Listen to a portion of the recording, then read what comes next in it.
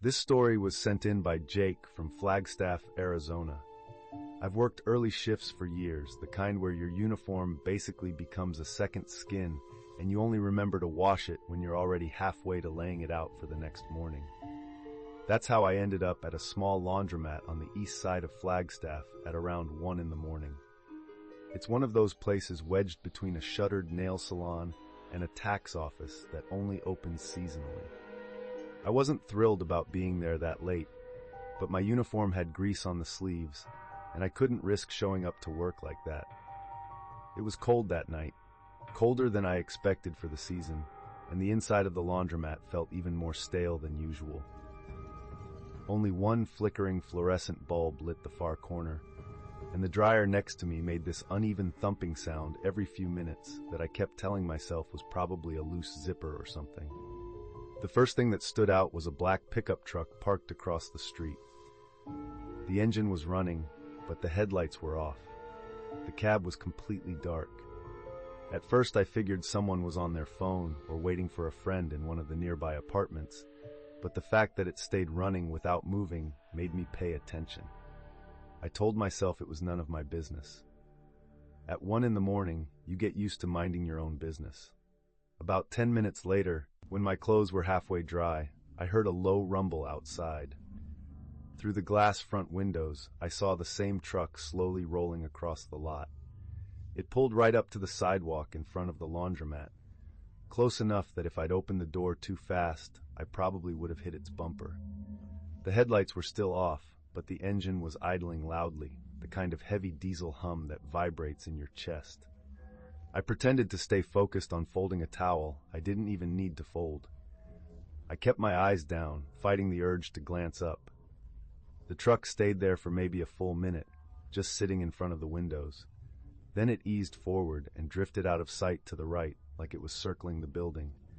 That was enough to make me feel stupidly exposed. I waited until I saw its taillights fade onto the main road before deciding to throw everything into my bag and get out of there. The dryers were still warm, and the clothes probably weren't completely done, but I didn't care. I figured I'd just hang them up at home. I stepped outside, breathed in the cold air, and felt a little better. I was loading my clothes into the back seat of my car when the truck reappeared. It came out of the side alley next to the laundromat, crawling forward at this ridiculously slow pace with no headlights again. There was barely enough light from the street lamp to make out the driver leaning halfway out of his window, but I could see just enough. His expression was completely rigid. Not angry, not confused, just fixed, like someone forcing themselves to hold absolutely still. His eyes didn't blink, and his posture looked uncomfortable, like he was bracing against something. He didn't say a word. He just stared directly at me while the truck rolled inch by inch into the parking lot. That snapped whatever calm I had left. I shut the car door and locked it immediately. My hands were shaking so badly that I fumbled the keys twice before I got the engine started. For a second, I thought he might pull up and block me in, but instead he angled the truck sideways and stopped. The cab was dark. I couldn't see if he was still hanging out the window. When I pulled out of the lot, he followed right away. No hesitation. He stayed close behind me, matching my speed through each quiet residential street. The whole time, his headlights were still off, which somehow made it worse than if he'd been aggressively tailgating with brights. I took 3 turns I didn't need to take, trying to stay on roads with at least a few lights. He stayed behind me through all of them. No signals, no sound, no change in speed.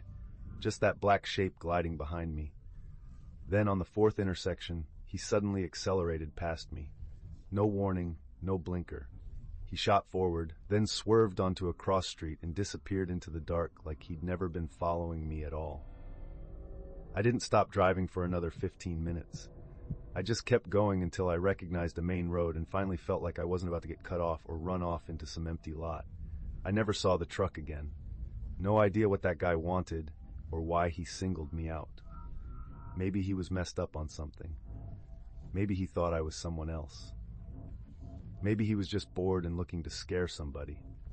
Whatever the reason, I don't go to laundromats at night anymore. Even if it means dragging myself through a workday half asleep, I do all my laundry in daylight now. And every time I drive past that building, I still picture that truck idling with its lights off, waiting for someone to step outside.